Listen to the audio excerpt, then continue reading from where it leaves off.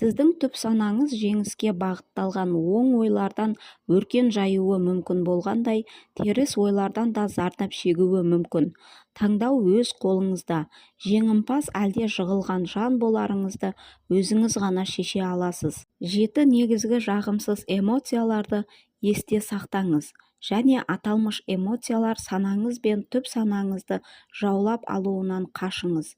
Сонымен қатар басты 7 жағымды эмоцияларды жақсылап меңгеріп, тиімді әрі жиі қолданыңыз.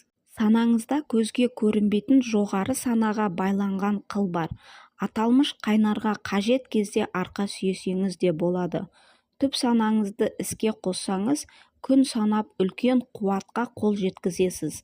Ал уақыт өте келе түп санаңызды басқара алатындай халге жетіп, ойға алған барлық жоспарыңызды іске асыра аласыз.